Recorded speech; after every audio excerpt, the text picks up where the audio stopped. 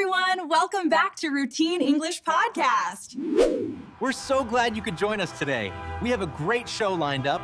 Have you ever sat down in a restaurant, heart pounding slightly, sweating a little, staring at a laminated page, and suddenly felt the terrifying weight of absolute financial and culinary responsibility? Are we talking about ordering a meal, Sophia? Because no, I usually just see an equation. Input hunger, apply selection criteria, achieve optimal sustenance. It is never just sustenance, Alex. Ordering food is a high-stakes, deeply intimate public performance. It's the moment you define yourself to your dining companions, the waiter, and the invisible kitchen gods. That sounds exhausting. I think you're confusing dinner with an existential crisis. The vast majority of people suffer from menu paralysis, sure, but that's cognitive overload, not existential dread. It's both. You have mere minutes to assimilate 40 options, cross-reference pricing with perceived value, calculate calories, remember your allergies, and determine what will least offend the table. Let's ground this. The menu itself is the first layer of manipulation.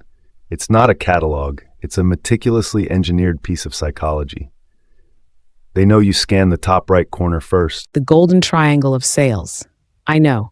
That's usually where the high-margin comfort dishes are placed, designed to catch the eye before the brain fully engages. Exactly. And they use scarcity cues, the limited time-only sticker or the handwritten special.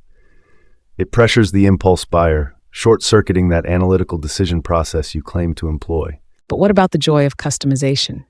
The person who bravely says, "Could I get the burger but substitute the bacon for avocado and put it on gluten-free bread, lightly toasted, side salad instead of fries, dressing on the side?"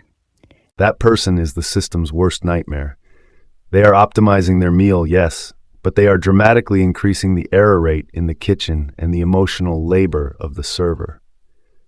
It's a selfish optimization. Selfish, or simply demanding what they pay for. If I am investing in an experience, I should be able to tailor it to my precise internal vision of culinary happiness. But happiness comes with a hidden cost, friction. Every modification is a data point the kitchen hates. They want flow, they want repetition. Custom orders kill the rhythm. This is why the relationship with the server is key. If you are ordering complex customization, you must deliver it with charm, humility, and the implicit promise of a generous tip. The transactional negotiation phase. You're buying goodwill to mitigate the annoyance of your demands. That's fascinating. It's less about the food and more about interpersonal damage control. It's about trust. I often ask the server, "What are you actually excited about tonight?" Be cautious there. The server's recommendation is rarely purely altruistic. It's often the dish they are being pushed to sell because it uses excess inventory, has the highest profit margin, or is the fastest to plate. So you're saying every human interaction involving ordering is just a series of thinly veiled sales tactics? It's informed sales tactics interacting with psychological vulnerability.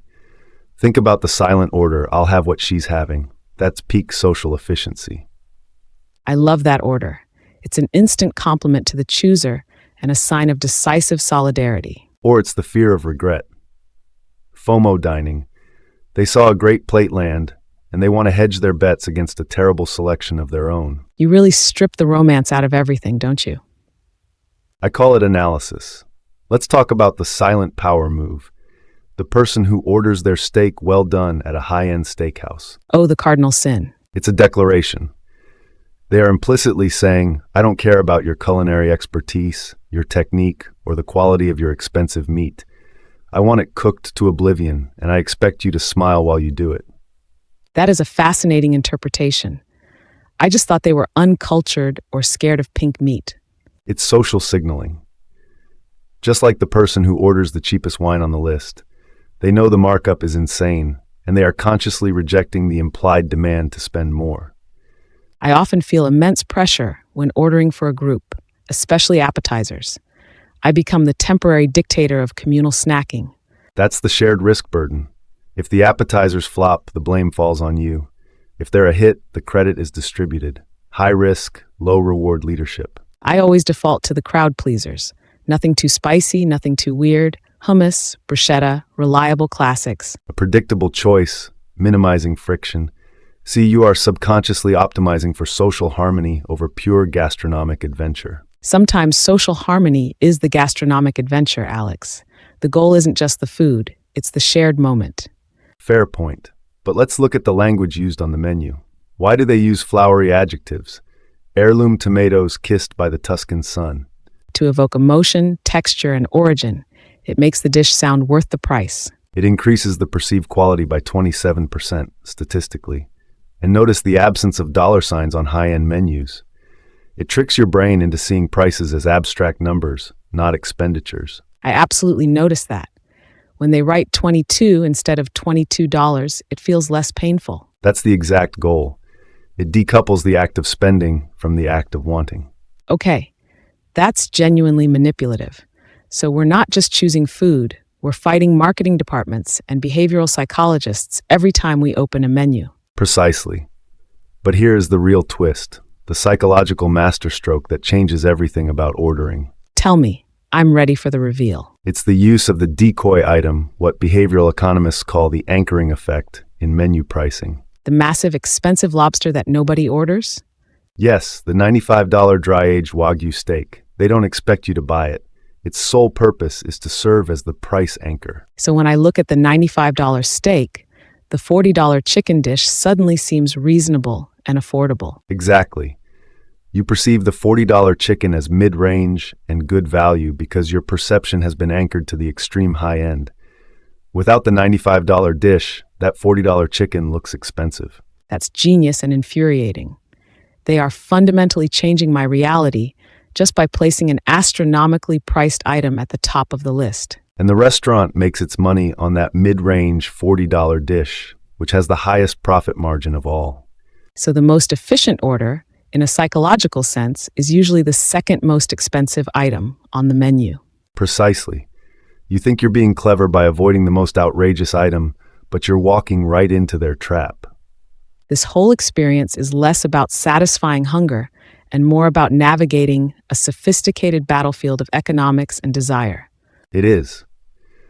Ordering food is the public display of your ability to make rapid, socially acceptable, financially justified decisions under pressure. And sometimes, Alex, the bravest thing you can do is just ignore all the strategy and confidently order the spaghetti with meatballs.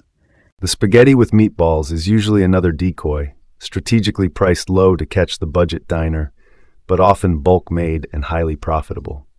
Stop analyzing the meatballs. They are comfort food. They are home. Sometimes we order with our heart, not our spreadsheet. And that is why you, the emotional consumer, fund the entire system designed by me, the analytical observer. Touch A. Next time I order, I'm going to look the waiter in the eye, point directly at the anchoring decoy, and say, I see what you did there. And then order the chicken because it looks like a better deal. Probably. But at least I'll do it with self-aware vulnerability. That's progress. Knowing the game is half the battle.